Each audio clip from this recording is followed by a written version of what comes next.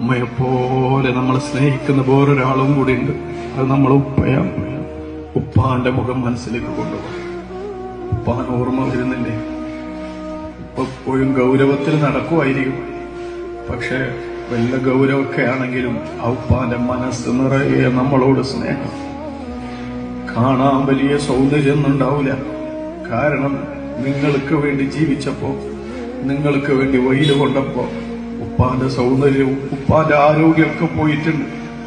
പക്ഷെ അതുകൊണ്ട് തന്നെ ചെറിയ പ്രായത്തിൽ സ്കൂളിൽ മദ്രസയൊക്കെ പോകുമ്പോ ഇതെന്റെ ഉപ്പയാണെന്ന് ചങ്ങായിമാരോട് പറയാനൊരു മടിയലുണ്ടായിരുന്നു.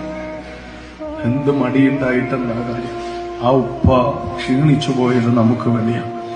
ആ ഉപ്പ മെലിഞ്ഞു പോയത് നമുക്ക് വേണ്ടിയാണ്. ആ ഉപ്പ രോഗിയായി പോയത് നമ്മളെ പോറ്റുന്ന തിരക്കിനിടയിൽ ആരോഗ്യം ശ്രദ്ധിക്കാൻ ഉപ്പാക്ക് സമയം കിട്ടിയിട്ടില്ല. പാവാണ് ആ ഉപ്പ. ദുനിയാവിൽ കുറെ സുഖിച്ചിട്ടൊന്നുമില്ല, കുറെ സന്തോഷിച്ചിട്ടൊന്നുമില്ല. ഒരുപാട് കഷ്ടപ്പാടുകൾ ബാക്കിയാക്കിയിട്ടാണ് പോയത്.